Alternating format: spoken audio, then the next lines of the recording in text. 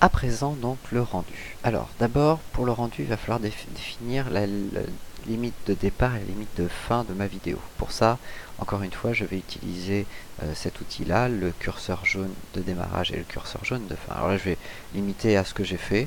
C'est un tout petit montage très petit et très rapide qui n'est pas du tout terminé. C'est juste pour vous montrer un petit peu ce que ça donne après en vrai, pouvoir vous poster ce montage très rapide en vrai. Bon, il coupera net, il coupera net en plein milieu après un générique qui n'a ni queue ni tête, mais vous verrez un petit peu voilà ce que ça donne en grandeur réelle quand ça sera posté sur YouTube. Alors, on va parler de l'exportation. L'exportation, donc, ça se joue dans Fichier, Exporter, Média. Alors, vous avez plein de formats de vidéos. Je vais vous en donner un qui est un format un petit peu standard qui marche pas mal. Ici, je suis sur du Full HD, donc c'est un peu le format pour la Full HD. Il se trouve dans Avis, il faut aller chercher H.264, voilà, qui va nous donner des préconfigurations possibles. Alors, dans les préconfigurations possibles, vous avez déjà la Full HD en 1080-25p, c'est-à-dire comme le montage a été fait. Donc là, ici, vous n'avez aucune perte de qualité, mais vous pouvez ici transformer en n'importe quoi. Vous avez même la possibilité d'encoder directement pour du YouTube en 1080-25p. Moi, je vous conseille quand même d'encoder avec la maximum de qualité. Le problème, c'est que ça fera des fichiers un peu gros, mais c'est pas excessivement grave. Là, par exemple, ça va faire 126 mégas pour quelques secondes de vidéo, ce qui est beaucoup, mais c'est normal, hein, c'est de la Full HD. Donc ensuite, on va sélectionner le nom de sortie. Donc là, je vais appeler ça La Rochelle. Et vous aurez remarqué que le fichier va sortir en MP4. Alors ça, c'est un format qui passe très bien pour YouTube notamment, pour Vimeo, pour Dailymotion, enfin ce genre de support, ça passe très bien. Ça passe aussi sur les portables. Ça passe sur beaucoup d'éléments. En fait, le MP4, c'est assez génial. Néanmoins, c'est pas les seuls codecs utilisables. Il en existe plein d'autres qui sont tout aussi bien. Moi, personnellement, j'utilise vraiment ça depuis quelques temps. Ça me permet d'être assez précis en fait en termes euh,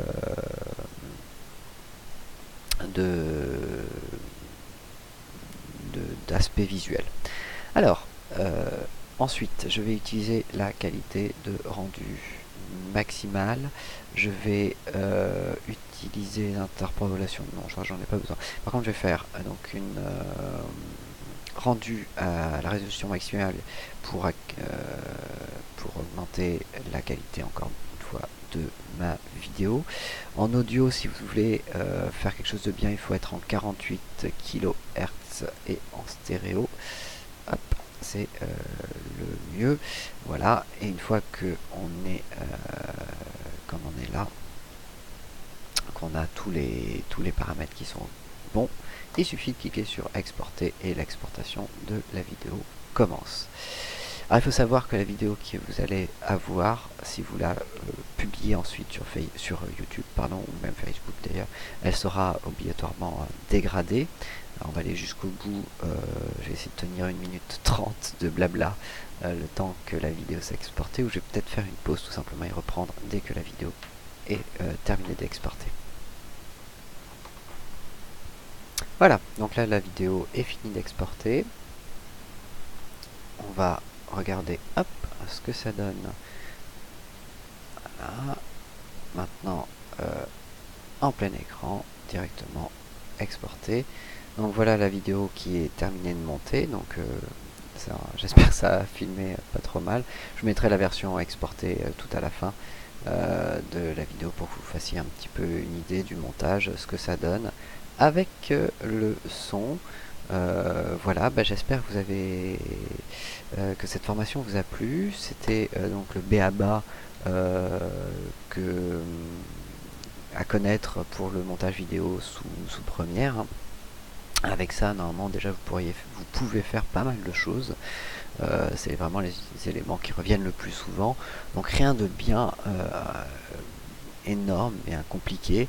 La seule chose qu'on n'a pas vu, c'est, et que j'ai pas montré, c'est vrai, c'est le dérush d'une piste vidéo, c'est-à-dire le fait de couper comme ça, séquencer en plein de petites vidéos, une vidéo qui est très longue et qui est en un coup.